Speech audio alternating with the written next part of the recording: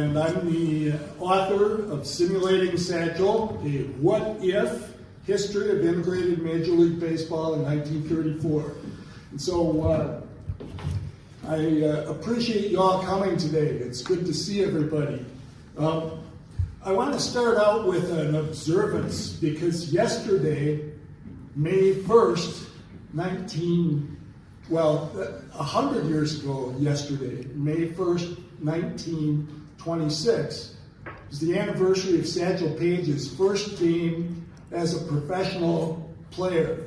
He played a couple of semi-pro years in Mobile, Alabama before that, but on that day in 1926, he pitched for the Chattanooga White Sox, which at other times were called the Chattanooga Black Lookouts. And he won his first game 5-4, pitched a complete game. The newspaper coverage of the game afterwards only referred to him as Satchel with 2 L's, and they called him the lanky black boy from Mobile. So there wasn't a whole lot else covered in the story there, but a lot, as you all know, happened afterwards. So what I'm going to do is I'm going to tell you about a fictional account of what might have happened had baseball integrated in 1934, when Satchel and 100 of his Negro Leagues contemporaries would have been young players in their primes. And so I'll be talking a lot about Satchel. I'll talk a little bit about myself and how the book came into being, and then the fictional season, try and connect it a little bit with this area, Beloit and southern Wisconsin, and how that fits into the Satchel story, and some lessons about what the significance might be about Negro League baseball that we can relate to both as baseball fans and as individual citizens. And so I want to start out with some thank yous, first of all to the Beloit Public Library and its staff, including Amy Mitchell, Michael DeVries, and Robin Reed, and also Dorothy Harrell and Sherry Pounds of the NAACP. I'm grateful for their enthusiasm for this event and the book about what might have been had things gone differently 13 years before Jackie Robinson was signed. Also, the African American Historical Society of Beloit. I want to thank Cheryl Caldwell from a distance here, because her organization's website, which is aahsb.com, has essential information about local history that was very important for me in creating this presentation and trying to make some connections between Satchel Paige and Beloit and the bigger picture of the Great Migration from Mississippi to Beloit and elsewhere in the country. And then finally, thanks to a splendid group of gentlemen who have graciously invited me to be within their circles of acquaintance, led by Charles Tubbs and Jerry Kenny. They meet every so often for breakfast. We talk about, to some degree, old times, and to some degree, the present and future as well. And so I'm very, very grateful to be invited into their circles of friendship. It's great to be a Beloiter. I'm originally from Janesville, and now I'm feeling right here in Beloit like I'm operating with a home field advantage. So, let's keep it going here, brothers and sisters, and get this show started. A question that's asked right away when I tell people about this book is, how did Simulating Satchel come into being? And what does a painting of one of the lighthouses at Cape Hatteras, North Carolina, have to do with it? Well, the painting was done by my father, and he was a gifted painter, as you can see, and designed church furniture for a living. He passed on the creative DNA to me, and so I'm grateful to him for that. My mom came from a different direction. She was a teacher and a teacher's aide in the public schools in Janesville and then earlier in her life elsewhere in Wisconsin. She, when I was a young fellow, saw a magazine article, Time magazine, that had Juan Marichal on the cover, the Hall of Fame pitcher from the San Francisco Giants. And in the article, it was described how Juan Marichal would make makeshift baseballs with whatever he could wad together into something that they could throw and hit and catch. And so his mother used to say to him, according to the Time magazine article, "Juanito, what do you want with this ball business?"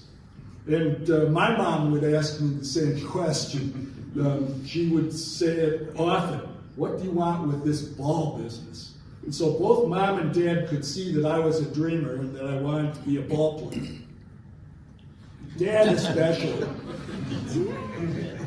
My dad, the artist, drew this baseball card based on the old Post cereal designs from the backs of boxes of Alphabets, Oat Flakes, and Post Toasties and the like. And I filled in the player data and the stats on it. I was a strapping 3'9" and 38 pounds at age 6. I didn't know long division at the time, and so the batting and fielding averages are calculated incorrectly. But my dad commemorated my interest in baseball with this love offering. And he also gave me my first baseball cap, which was a Chicago White Sox cap. That's right. I knew there would be White Sox fans in the audience here. And he has me on the White Sox on the card, as you can see up at the top. And I wore that hat all the time. In fact, people in the household said that I was going to go bald. So even at that age, I knew that I wanted to write a book, and Simulating Satchel wasn't technically my first book. That honor belongs to the book whose cover that you see here, my sports page, was 93 pages worth of half sheets of typing paper, filled with data from my baseball cards and my drawings from age 6. And so in addition to the cover page, which I hope you can all see, on the right is my drawing of Minnie Minoso, the former White Sox star who was on one of my baseball cards. And the card that I had of Minnie at the time was of the Cleveland Indians. So, why Satchel Paige? Well, it was a labor of love going way back to that time. I had an affinity for the underdog, and as I found out later on, Satchel Paige and the other black players during his era had been excluded from playing with and against the white major leaguers, making them underdogs of a sort, to put it very mildly. And so I had also tried out for Little League and wasn't selected for a team, so I had this sense of being on the outside and looking in. And again, the black players that I found out later were subjected to racial oppression, and exclusion had that outsider status forced on them. So I would make up imaginary baseball teams when I was a kid. Football, basketball, baseball, and players who didn't make it to the majors, but something about them told me that they ought to be in the majors. They ought to be considered. And eventually I found out about football and basketball players who had attended the historically black colleges and universities. When the player rosters that I was looking at didn't show particular individuals making the National Football League or the National Basketball Association or the ABA, I'd fill my imaginary teams with players from the HBCUs. And so again, taking it back to age 6 or 7, my dad gave me this magazine. It's called Old Timers Baseball Photo Album, and in it I got my first look at the star of this particular presentation. So Satchel's pictured in the middle of this page, in the middle of his windup in a St. Louis Browns uniform. And as many of you undoubtedly know, he broke into the exclusionary majors in 1948. at age 42 with Cleveland. And the team was owned at the time by Bill Veeck, who a short time earlier had been the owner of the then minor league Milwaukee Brewers. So later, Veeck bought the St. Louis Browns and brought Satchel along with him to play for 3 years from 1951 through 1953. Now, there are a couple other Negro Leaguers who are on this page that I was introduced to at that young age. One of them is Hank Thompson on the lower left. He signed with the Browns in 1947, right after Jackie Robinson, and later played for the New York Giants. And then on the lower left, no, the lower right. The lower right is Sam Jethro, who was an outfielder for the Boston Braves. And of course, the quote on this page is from the caption for Satchel's photo, and it said that he could have become an all-time pitching great had the color line in baseball been broken 25 years ago. Now, those who followed black baseball then knew that Satchel Paige's longtime career stretching back to the 1920s proved that he was an all-time great. It just wasn't recognized until much later by baseball's power structure, which at the time, and unfortunately still is, largely all white. So Satchel's wit was legendary. These are the nicknames of some of his pitches, and one of his catchers said at one time that he had more names for his pitches than he had pitches themselves.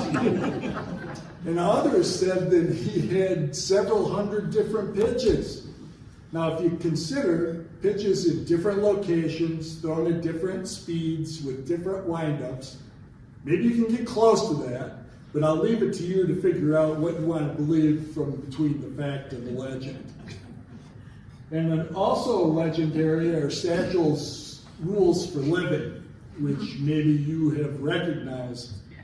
I'll call your attention to number 5. Avoid running at all times.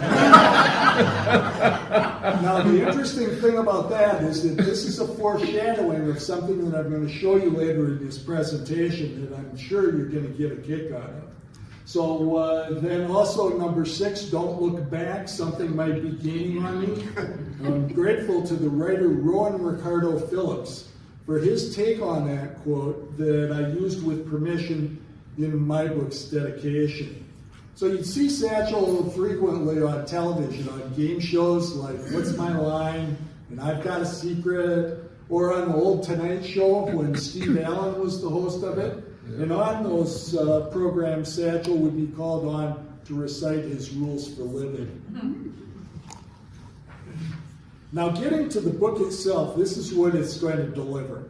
A context for the fictional integration of the 1934 season. To report on that context, I created a fictional preseason yearbook, Sweet and Fleet's annual, that includes rosters and interviews, predictions, commentary, a bit like the old Street and Smith's baseball yearbook, like this one from 1965. And then the regular season and postseason is covered in another fictional publication that I created for the book, called The Blackball Watcher, which combines brief summaries of key games and feature-length treatments of marquee matchups. So in the book, there's a satchel full of Satchel, game stories featuring each of his appearances in the simulation. And what I was aiming for is the effect of inviting readers to treat the events covered as though they were being reported in a daily newspaper or a sports weekly like the Sporting News, or a fictional radio station. So there's a combination of both fictional and fictionalized real-life sports journalists in the book. And speaking of radio, one of the real-life figures is Sherman Jocko Maxwell, who's pictured on the right. of this particular screen, and he's considered the first black sports announcer in the history of the United States, and probably in all of history. Jocko shows up prominently in the book, especially in the postseason, doing interviews and the like. So I don't want to let the cat out of the bag. There won't be any spoilers here. I'm not going to tell you who won the pennant, who won the World Series, but I can tell you a little about the game that was used to play the simulation. It's called Stratomatic. It was invented in 1961 as a cards and dice baseball game. And it was a board game that later turned into a computer version.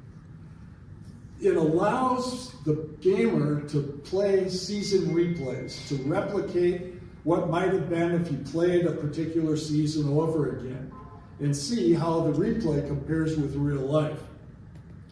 The game uses mathematical probability to create realism in terms of who the best home run hitters would be, who the strikeout pitchers would be, who scored the most bases, who are the best fielders, and all that. And so Stratomatic developed a Negro Leagues cards and dice game and a computer game about 15 years or so ago. And you can move players in the game around so you can reconfigure teams, meaning that you could integrate baseball in 1934, 13 years before Jackie Robinson, onto different teams, and that's what I did. I played 1,620 regular season games, plus the postseason. It was 2.5 years worth of weekends, and I wrote up every game. I had to cut a lot of the game accounts for the book, but a group called the Stratomatic Fan Forum was my guinea pig group for seeing how I was doing with the writing.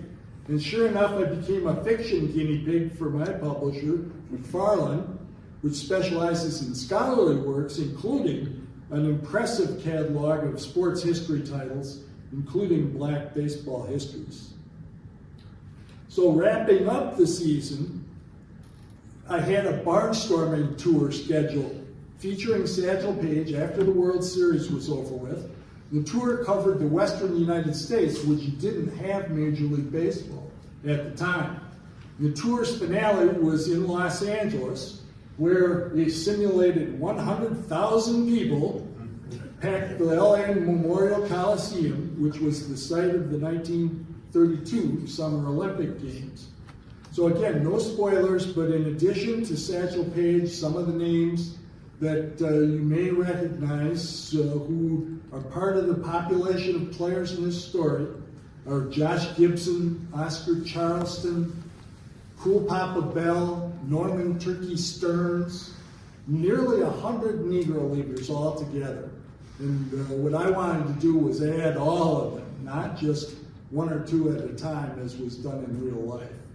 And then plus you have the white stars like Dizzy Dean, Mel Ott, Carl Hubble, Babe Ruth, and Charlie Root. And there's a rivalry between Babe Ruth and Charlie Root that relates to real life because Root, who in my simulation was traded from the Chicago Cubs into the American League, was able to play against Babe Ruth, who was with the Yankees in the American League, and they renewed their rivalry that went back to the 1932 World Series when Ruth hit his legendary home run against Charlie Root that Ruth claimed that he had predicted was his called shot.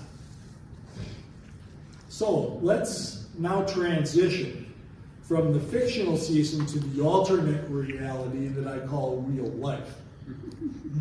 Part of which includes local angles and the significance of the Great Migration from Mississippi to Beloit and how the life experiences of those leaving the Jim Crow South relate to what I'm going to describe as the lessons of the Negro Leagues. Most of the following local discussion is not in my book. I don't want to create any false advertising on that, but I wanted to include it in this presentation because it's important to start making some of those connections. And what we've talked about in the game, in the real fictional context for the simulated 1934 season, described in the book, and I'm going to focus on some elements that I consider to be convergences that illustrate the significance of imagining an alternative story on how baseball might have approached including African American players compared with how it actually happened. And so, I want to bring in that local angle. You might recognize some of these streets here. We're starting in Beloit at the Flats, the ballpark where many players played back in their youth. And you can see that the boundaries are Carpenter Street and Chestnut Avenue. Carpenter Street and Caldwell Avenue, connected by Pool Court and Shore Drive along the Rock River. So I still haven't gotten to the bottom of where home plate was in that configuration, although Marty Farr and I talked about it a little bit earlier. So I was wondering if anybody ever hit a ball into the Rock River. It doesn't sound like they did, but it was something kind of fun to think about. Now, among the early connections that Satchel Paige had with Beloit when he crossed paths with a teenager from Beloit who made it to the Kansas City Monarch, where Satchel was playing in the late 1940s. And that player was William Youngblood McCrary, who became Satchel's teammate, and the Hall of Fame pitcher gave him his nickname. Satchel reportedly said upon McCrary's arrival, "We've got some young blood on the team now." So William became known as Youngblood, and he played a couple of years for the Monarchs. And he illustrates something very important about the history of black baseball, and that is that everyone has a story, from the stars to the journeyman. And not everyone has a book, but Youngblood McCrary does.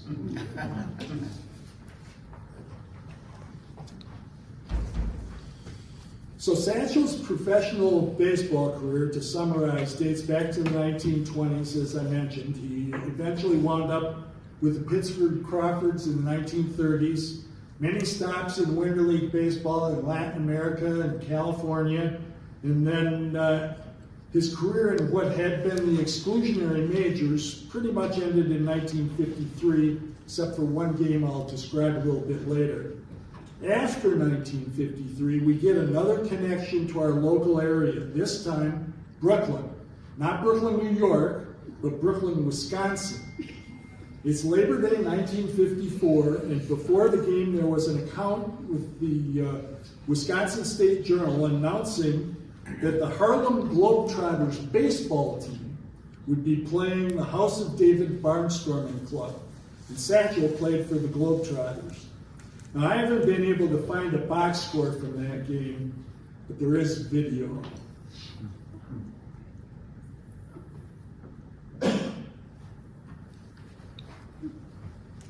So this footage was recorded by a fellow named Jim Johnson from Evansville, who attended the game with his home movie camera, and I wound up on the receiving end of an email one day, a number of years ago, with the digitized version of that film clip, rescued from Johnson's son Luke's basement.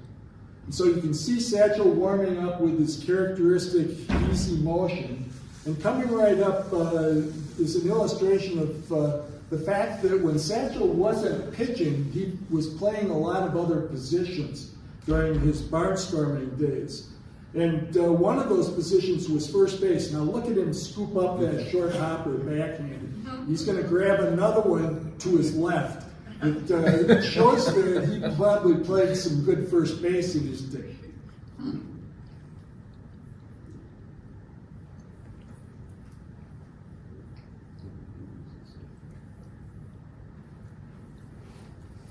Oh, he proved he's human. So there are conflicting stories about Satchel's hitting, and he's taking a stroll back to the bat rack now, and is going to take a couple of swings. But on his second swing, will be the significant thing about that rule for living. Take a look. He's running. Although it looks like maybe it's kind of like a home run trot on a single. So there's one pitch in this 2 minutes worth of Satchel Paige, and I want you to take a close look at it. He's going to go into a stretch and then watch his right arm. Watch that right arm action. He is 48 years old in this film clip.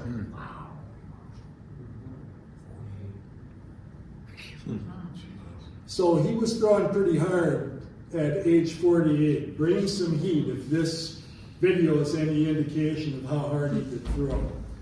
So, as I said, there's no box score to be found for this game, and so those who require a box score for the game to count or even exist consider the game to not even have been played.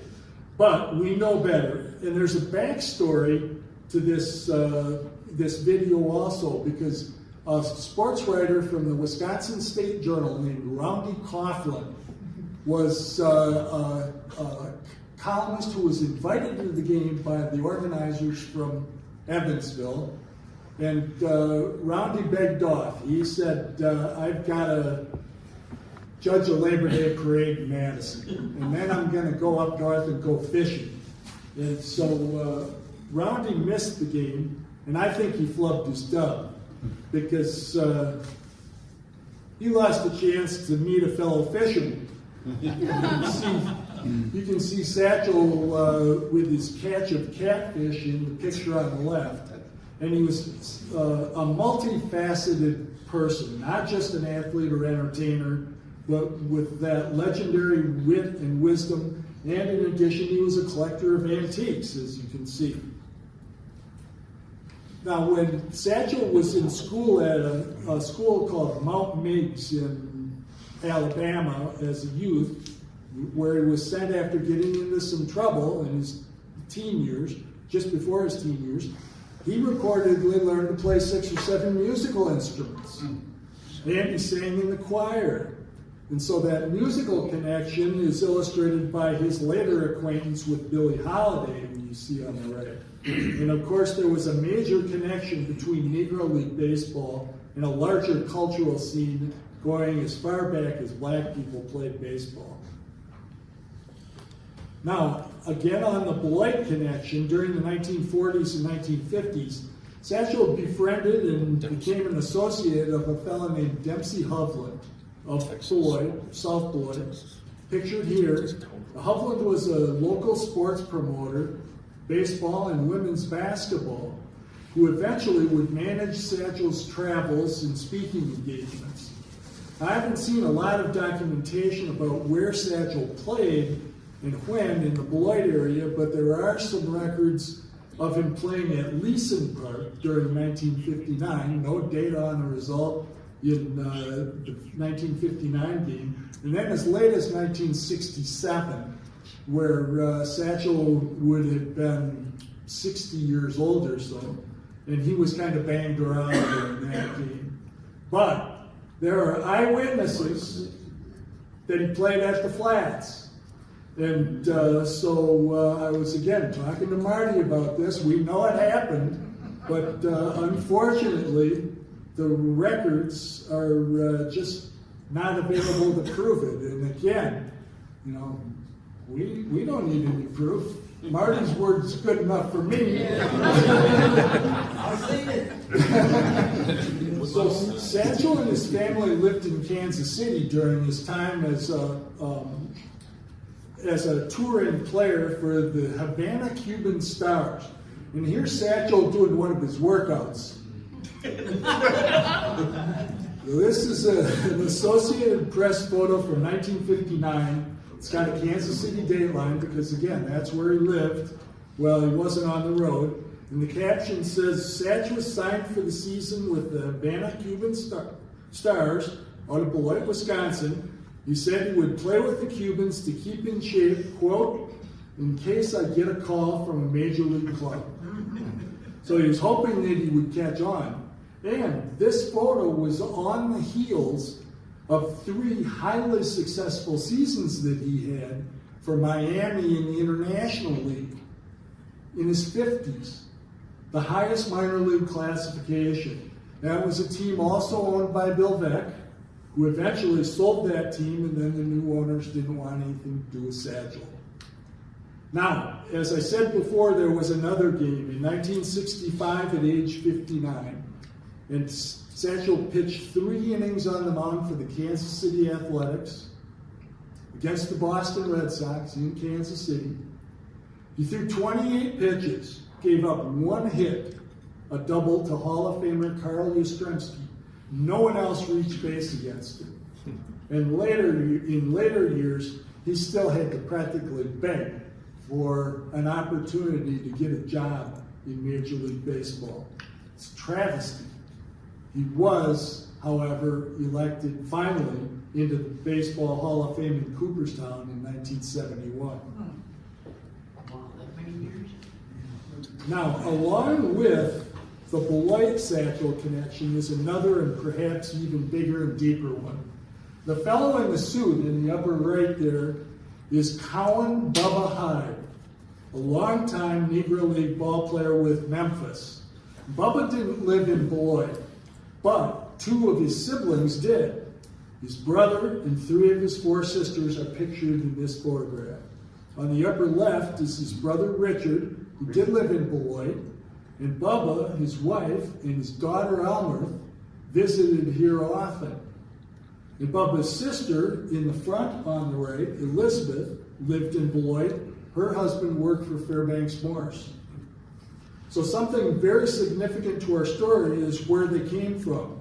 And Bubba's hometown was Pontotoc, Mississippi. That's right. Surprise. And that came to light when I happened to meet Robert, Bobby Hyde of Beloit, his cousin, and he told me about an old Negro Leagues baseball reference book where the name Hyde appeared a number of times. And Robert recognized the city name right away. So I'm grateful to Bubba's daughter, Elmerth, who lives in Decatur, Georgia, for the photo. And Elmerth also lived in Beloit for a time, worked in Delvin. And one thing led to another, and Robert introduced me to Hank and Jill Haddix, related by marriage to the Hyde family, and thanks to Jill for getting me in touch with Bubba's daughter, Elmer. Now, what does it mean in the context of the connections to a bigger picture? The connection is Pontotoc. I'm struggling with the pronunciation, but I'm doing my best here. And the Great Migration that brought many families from Mississippi to Beloit. And here I want to acknowledge again Cheryl Caldwell and the African American Historical Society of Beloit, whose website is the source of the following facts. And not only is there a connection between some of Bubba Hyde's Mississippi origins and then Beloit, but those families were part of the Great Migration and include the McCord family, with John McCord, a recruiter for Fairbanks Morse, and also the Bell family, which included Velma Bell, the first black student to become a member of Phi Beta Kappa, Beloit College, and the White family, including Ruby White Bond, born in Mississippi in 1906. She joined the NAACP at age 13 in 1920. She was off and running with a lifetime of humanitarian activity, including civil rights involvement. There was Dr. George Washington Hilliard, born in 1915 in Pontotoc County. He came to Beloit and became a surgeon in Milwaukee, where he fought for the admittance of any doctor to practice medicine, surgery in Milwaukee hospitals, regardless of race. And finally, another historic figure was Johnny Watts, born in New Albany, Mississippi, about 20 miles north in Pontotoc County. He arrived in the early 1920s and became a legendary Beloit Memorial High School athlete, leading the Purple Knights to the state basketball championship in 1932, 33, and 34. So the Great Migration and the Negro Leagues, how do they relate? Well, for the journeyers who made the trip north, according to the AAHSB.com website, it says they sought control of their own destinies through advancement in employment, education, social relevance, and a voice in local politics where they live. What I would suggest is that a heartfelt look at baseball's Negro Leagues might include, from the Negro Leagues' emergence in the face of discrimination, a soulful exploration is seeking a healing, deeper humanity, inviting the question, what if, in the wider world, and seeking justice. Now I want to expand on this subject of the Negro Leagues by introducing you to my friend Rodney Page. Rodney grew up absorbing the history of black baseball. He lives in Austin, Texas now, but he spent his early years in New Orleans, Louisiana, where he grew up.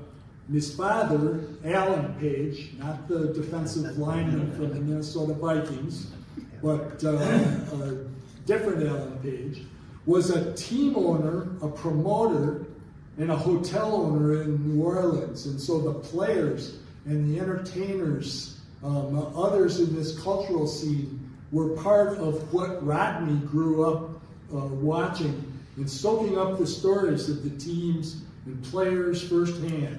And he took to heart their life experiences, learning the lessons, making it his purpose to pass them on. He became, learning these lessons very thoroughly, the first African-American coach of a varsity sport at the University of Texas in Austin. It was women's basketball for the Longhorns. And so here's how he describes the experience of the Negro Leagues from his observations. It's about self-reliance. It's about self-definition. It's about self-determination. It's about claiming your own excellence in life and your own worth and not waiting for others to bestow it upon you. Let that sink in. That's what the Negro League experience was about. So that sums it up pretty well. Let's wrap up with a little bit more on the book and then bring the real life talk a bit more into the present. I hope that you'll take a look at the book, and again, not wanting to give away who wins the World Series, I'm not going to get into specifics about the on-the-field action, but I want to take a deeper dive into the actual history of black baseball and did that in the book's section for further reading that describes the real-life experiences that black players went through as both players in Jim Crow baseball and then how they dealt with integration once it happened. So doing the simulation and writing about it has been a thought-provoking experience for me. And the fictional exercise tells how baseball's color line might have been broken more inclusively, with more black players. I put 100 of them on the major league teams. I expanded the majors by 4 teams so that there was more room for more players. And an awareness of the consequences of integration for the Negro Leagues, because not long after Jackie Robinson broke in, the Negro Leagues went out of business. So the book tells a what-if story, focusing largely on Satchel Paige, and it's a great story. The significance of the Negro Leagues that Rodney Page was referring to acknowledges that everyone has a story. The stars and the journeymen. And the rest of the Negro Leaguers endured the challenges involved in simply being black people in the United States at the time. What it meant when it took courage to simply exist and be visible as an African American in our country. There are stories that manifested on and off the field. So I want to encourage the search for stories that we all hold inside. Stories that have been told and those waiting to be told. And there are aspiring storytellers who I've become aware of locally. Some of them are in this room. You recognize a few people here. So one more thank you to the group that has welcomed me into its circle. There's been some talk in this group about doing some work preserving the stories that include experiences in athletics, but also stories of community involvement and leadership. My friend Shelton Evans called this group, and others not pictured who weren't at this particular breakfast gathering, pillars of the community. So they've been an inspiration to me as I brought this book around the bases. I hope that you found this program interesting and entertaining and thought-provoking. And Jackie Robinson broke the color line in 1947, but we can ask ourselves, what history is there to be made in the present, on and off the field? So let's salute Satchel on the 100th anniversary of his debut as a professional in Chattanooga. I'm happy to entertain any questions, answers, comments, and corrections. Thank you.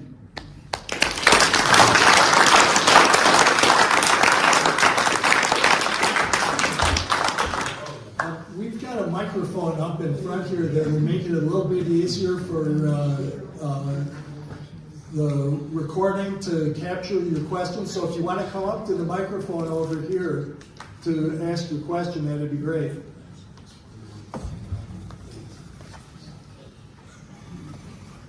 I'm just curious, what are your thoughts on what would have happened to the Negro League had players been incorporated as early as 1934? Can you repeat that? I'm not quite sure what you did. What possibly would have happened to the Negro League if something like this would have happened in 1934? That's a good question. And in the fictional discussion of the integration that happened in the book, I've got simulated interviews where they address that particular question, and they made it very clear that having the many black players that I put in the book taken out of the Negro Leagues would be a blow to those organizations and those communities.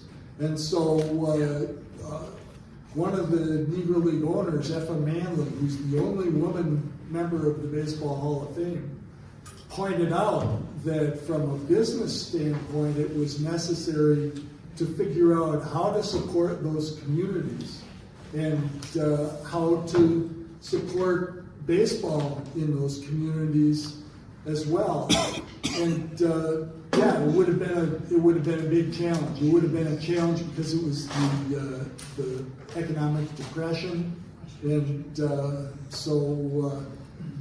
Economically, it would have taken a lot of money out of those communities too, for people not going to watch the games. Or, Well, one of the things I will let the cat out of the bag on one thing. I had President Roosevelt write to the Commissioner of Baseball, and the letter from the President to the Commissioner of Baseball said that in this time of an economic depression, there was a need for recreation that would allow, for instance, the day shift to watch baseball when they were free to do so, when they weren't at work. So the President proposed that out of the New Deal economic plan, they fund for all the big league stadiums lights. And at that time, it cost about $100,000 to outfit a ballpark with lights. So if you were to add 20, which was the number of teams I had, if you had 20 ballparks who had night games, there was an opportunity there for some economic benefit that wouldn't have happened otherwise. So, it would have been a crapshoot, to be sure. It would have been a risk. But, I wanted to have some fun with it also, and just imagine what might have happened if these players would have been involved in Major League Baseball at the time. So, it's a good question, yeah. Yes, sir. How did you address everything being prejudiced back then, integrating? How were they getting along as teammates? Well, I have been accused of punting on that question because what I've done is describe the book as a utopian baseball fantasy. And so utopian in the sense of, yeah, maybe we can dodge the question of whether there had been prejudice that was directed at the players. And I concentrated on replaying the scheduled games and reporting on that. Now, there is one instance where the New York Yankees were playing, and the Yankees in 1938 had a fellow named Ben Chapman, who you might recognize the name of. He managed the Philadelphia Phillies in the 1940s, and he was one of Jackie Robinson's notorious verbal abusers. So there is an incident in my book where Lou Gehrig tells Ben Chapman to put a sock in it. Yes. I wonder what your thoughts are on how this integration, had it happened sooner, would have changed the trajectory of the game itself in terms of skill development, rules development, attendance, all of those things. What would baseball look like today, in your opinion, if the integration had happened sooner? Good question. Well, good question. I think that black baseball in the Negro Leagues and before that was a somewhat, perhaps significantly different game than what was being played among white teams. There was more speed involved, and you had players like Cool Papa Bell and others who were big base stealers. There was a famous manager and league founder, Rube Foster, who managed the Chicago American Giants. And his players mastered what was called the bunt and run, where they would bunt the ball for a base hit. If there were men on base, they would bunt people from first to third. And so speed was a big part of that.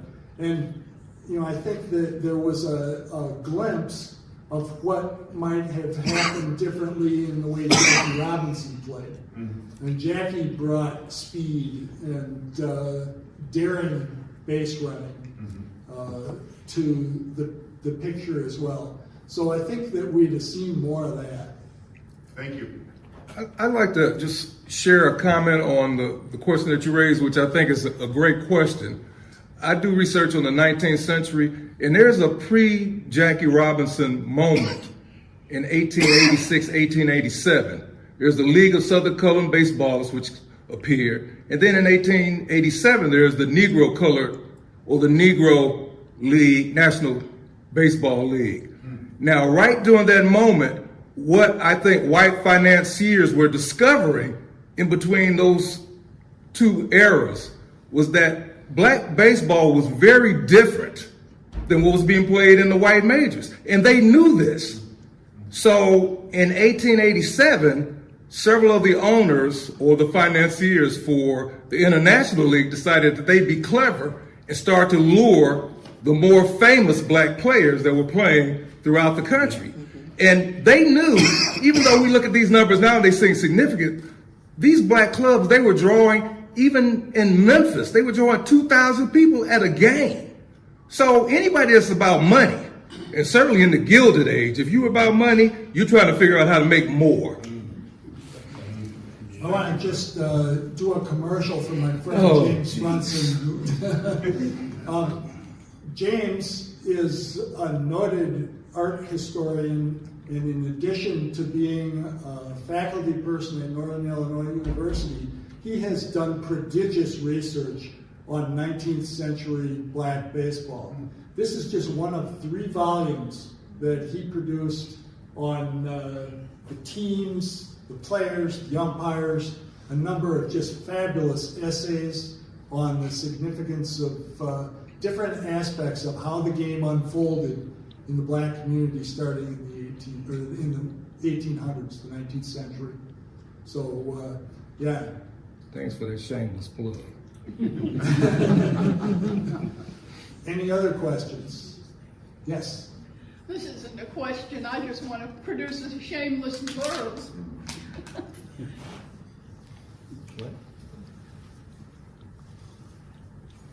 I imagine many of you here haven't read John's book yet. He and I traded books because I'm a baseball writer too. And this book is absolutely unique. If you haven't read it, I think you will find it quite fascinating. So, blurb over. All right, I'm going to return the favor. This is Judith Teska's book. It's a biography of Saul Mangley, who played for the New York Giants. He played for the Brooklyn Dodgers a while, I think. I think he had a year with the Yankees, too, didn't he? Yeah. Saul the Barber. Mr. Kenny. Yeah, I have a little tidbit about the blacks playing in the old Negro Leagues.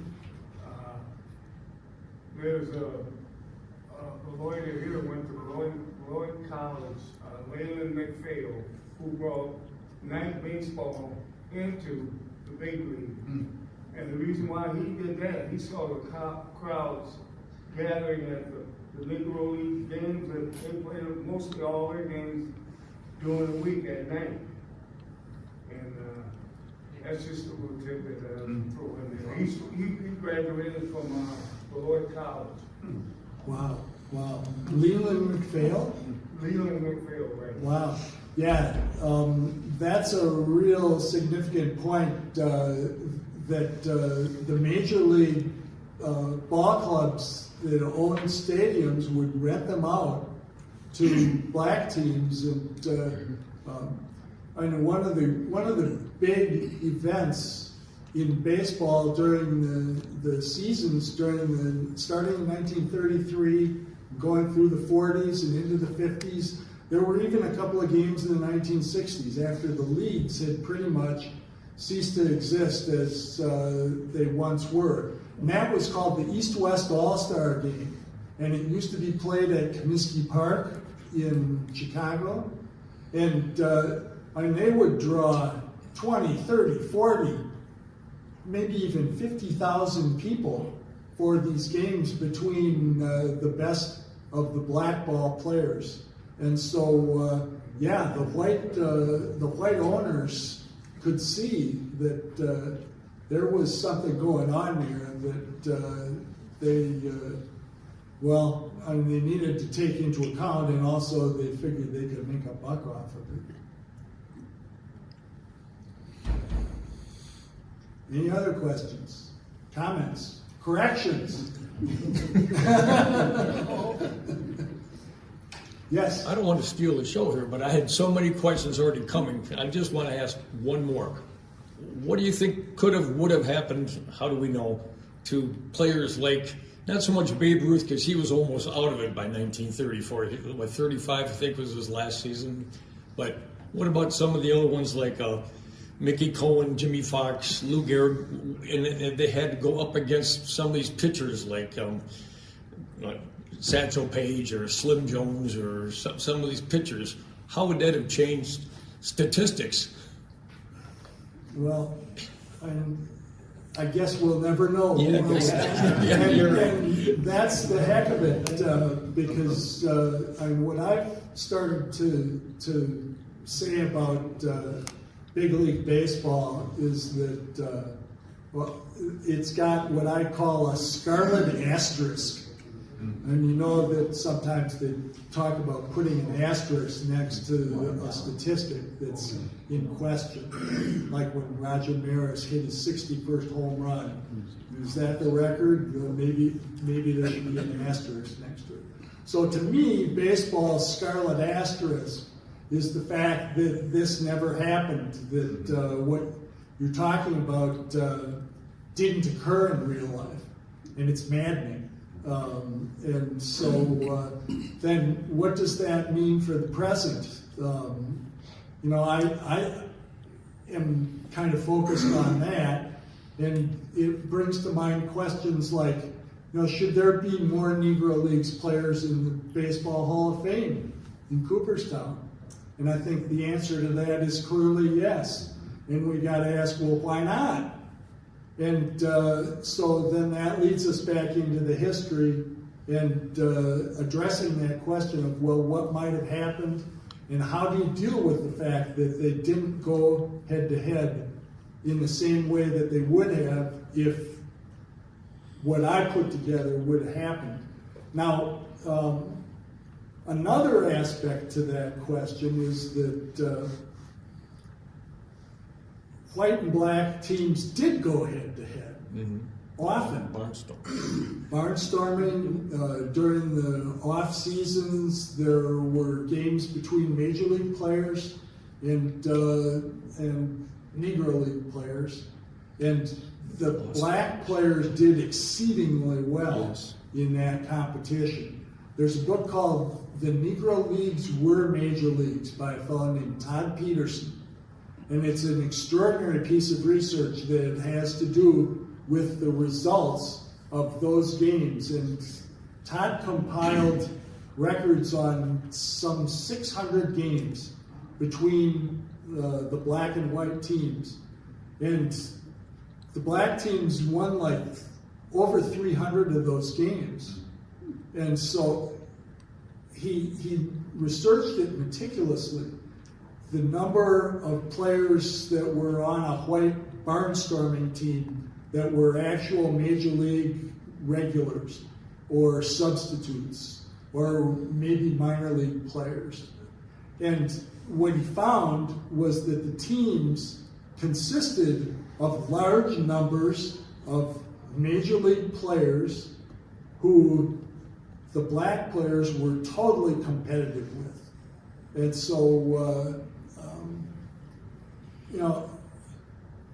I don't know. It kind of irritates me that there's, and it doesn't kind of irritate me. It's a major injustice that baseball cannot go back and say this happened in real life.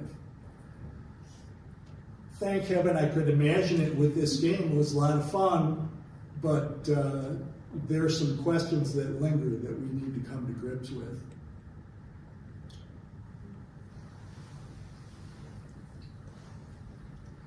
Going once. One more quick question, just I'm sure I don't know. Were the Negro Leagues owners predominantly Caucasian or were they predominantly black? They were predominantly black. The owners. There was a white owner, J.L. Wilkinson, who owned the Kansas City Monarchs, who Satchel played for. But there are other owners like Gus Greenlee in Pittsburgh, who was the owner of the Pittsburgh Crawfords in real life. He was the owner of the fictional team that I put together for my book. And Gus Greenlee has an interesting background. He had this enormously wonderful reputation in the black community in the Hill District of Pittsburgh as a person who had the welfare of the community at heart. He was a businessman. He was an entertainment entrepreneur. He owned a place called the Crawford Grill that had entertainment of major celebrities. Another of the things in my book, celebrity visits from a 16-year-old Lena Horne and Cab Calloway. And so anyways, Gus Greenlee, who was a business associate of Lena Horne's father, was a Negro League team owner. Well, Gus Greenlee also was a numbers banker. And so there was this reputation that a number of Negro Leagues teams had when their owners had this similar background that, it was a racket. But, I mean, if you think about it, what were the numbers? And my view is that Gus Greenlee was ahead of his time. Everybody's playing the lottery now. Yeah. And so,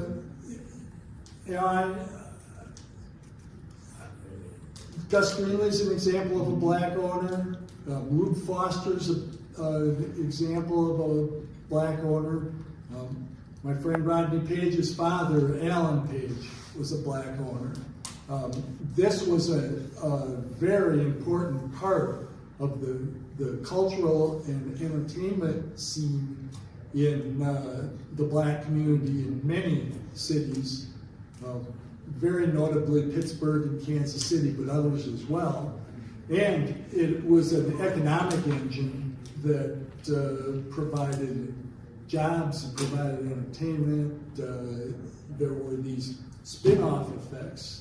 And so then, sadly, when the Negro Leagues declined, it had the effect of those businesses struggling or failing. But anyway, to answer your question, in summary fashion, it was mostly black owners. Yeah. And let's be fair too. We disinfect the major leagues going back in time. These guys that were running this, they were robber barons just like Rockefeller and Vanderbilt. These guys were working people to death for money. Why do we think the major leagues put up that strike in 1887? They weren't getting paid for their labor.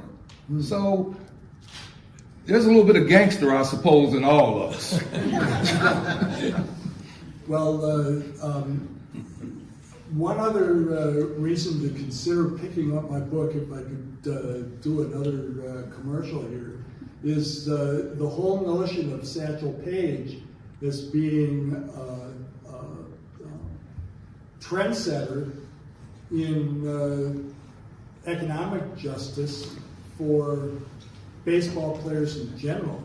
He was like a free agent, and he would go from team to team looking for the best deal, and who can blame him for that?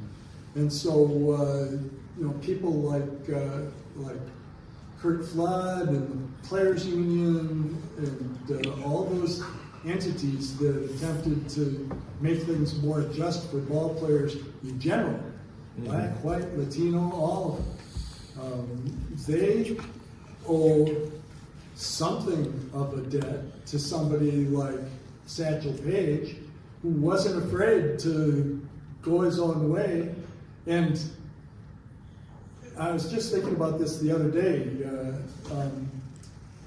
You think about the game of basketball, and sometimes you hear about a point guard or somebody on the basketball team who makes everybody better.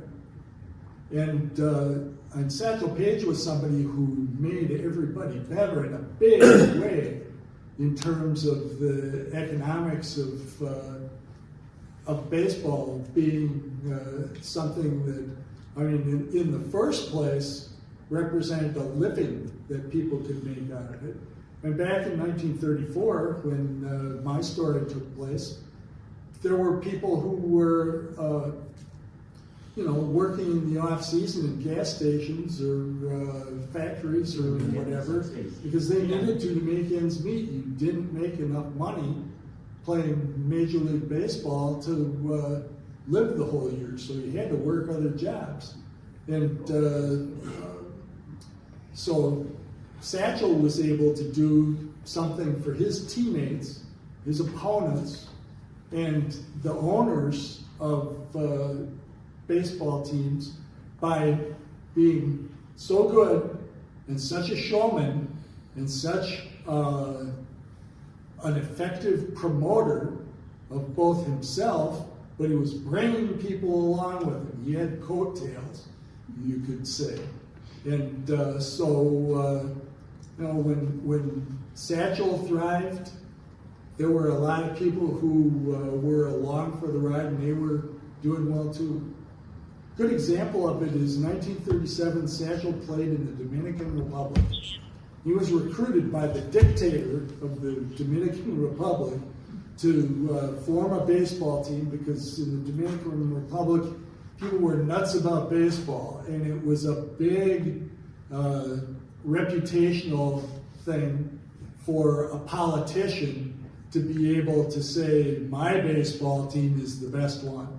So Trujillo was his name, the dictator. He wanted to buy himself a baseball team. So he recruited Satchel Paige, and he gave him a pile of money and said, "Go get your buddies and make us a team that's going to win this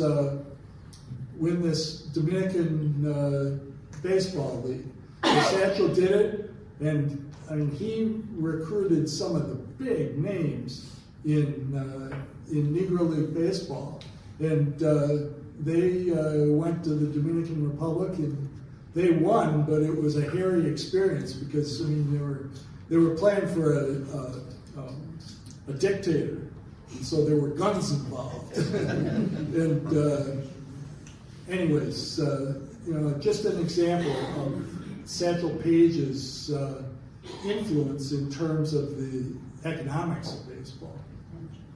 Yeah. What was Satchel Paige's economic status when he died? Was he a wealthy man, or had he spent it all? Or I would be 90% guessing there, but I don't think that he was well off financially. I mean, he had a bunch of kids. I think he had 7 kids. So he had some obligations that I think he was effective in meeting, and his family members are successful people, still living, and so maybe a middle class existence, yeah, I don't know what he did with his cash as he was making what for him and for any baseball player back then was pretty good money. Yeah. John, wasn't it just not Satchel? Wasn't some of the other ball players going out as free agents all the time? It was like some teams the best that money could buy in the Negro Leagues back then? Well, yeah, there was a lot of movement back and forth among the teams, and players switched teams very frequently. Not only did they change teams within the leagues, and the Pittsburgh Crawfords and the Homestead Grays were notorious for raiding each other's teams of players. But players would also go to Latin America. A number of people went to Mexico during the 1930s and 40s.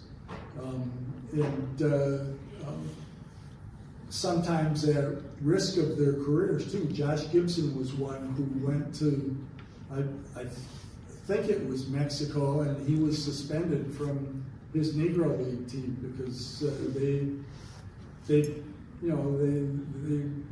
wanted him to stay, and they were willing to be coercive about it. But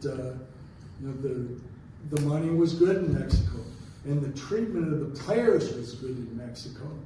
And one of the players who was quoted prominently in the literature of black baseball history is a fellow named Willie Wells. And Willie talked about what it was like to play in Mexico. And he said that here I'm treated as a man. I don't have to look over my shoulder to see if the Klan's coming after me, or that I've got to worry about where I can get gas in my car, or where I can stay, where I can eat. And so the conditions in Latin America were good. Well, gee whiz, if the grass is greener, why not go? And that was what was happening frequently in the black baseball world. John, I just would also like to mention that when we're talking about the 1930s, we also have to remember that this country was it was the Great Depression. Mm-hmm. So just like you're going to go where you can make the money, that's where a lot of them went to make the money and try to make ends meet. So yeah, they got treated better at some of those Latin American countries, but they were getting a paycheck that they would have never seen in America to support a family. Yeah. So, right. Hey, John. Yeah. Let me say something. Back, we talked about Satchel Paige when he was here. He pitched a couple innings. And what happened back then, which is totally different, there wasn't no television. Everything was word of mouth. Satchel Paige would be here to play with the Beloit Braves or the Beloit Phillies. It was announced in church. And everybody went to church. If you didn't go to church back then, you didn't go to no place. Anyway, True that. on Sundays, we go out there, and there would always be a baseball game, and they always played a double hitter. And I can remember because, I don't know, maybe in 1954 I was 10 or something like that. But anyway, when Satchel Paige pitched those couple innings, I can remember them passing a hat around for the crowds to pay him back then. Because I mean, you know, they wasn't making no money. All these guys worked at ironworks, you know, Fairbanks and stuff like that. They were just Sunday players, you know, just like some of us was players and stuff like that. But that's the way they did it back then, and there wasn't no television, so there wasn't no marketing. And I can remember we used to listen to baseball games, you know, on the radio. And that's the way it was. But Satchel couldn't make a lot of money because expenses and traveling around and stuff like that. When Marty's trying to tell you he's old. He's old. And I think he heard about this event in church.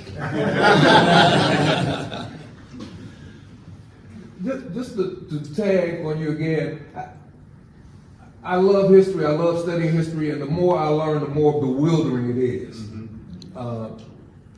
One of the things that I learned too in studying early baseball, there were black ball players in Chicago that would get hired by white teams in Janesville and La Crosse and all the way up north, Oshkosh, to pitch for them in the 1870s. They would pay these guys, one guy, $200 to stay with them for a week. That was real money. And just remember, even when we use the term Gilded Age, really the Gilded Age in 1873, that was the start of one of the first Great Depressions we had. So that was a depression. It wasn't a depression if you were a billionaire, but most people were scrambling even then. So if somebody found out that you were claiming to be this great pitcher and they wouldn't pay you money, send me a train ticket. And I'm on my way. Oh, yeah.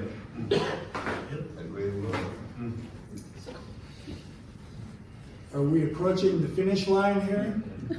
Kentucky End Derby. of the ninth, bottom of the ninth. Yeah, I mean, my horse goes an hour, yeah. But there are no outs. There's still an opportunity for a last Yeah, question. there was If some anybody's down got there. one, otherwise we'll wrap it up.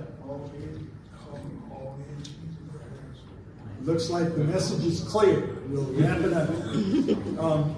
Thank you so much, everybody, for being here. It's really gratifying to see everybody and that the word got around about this and that people care about the history the way that you all do. It's really, really something. And so I look forward to keeping in touch with the locals and the people who are a bit less than local but still within range.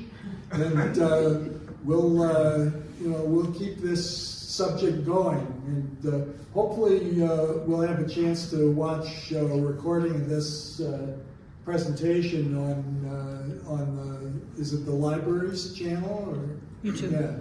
So keep your eyes open for an announcement about when you can watch it on local TV. So thank you. Thank you.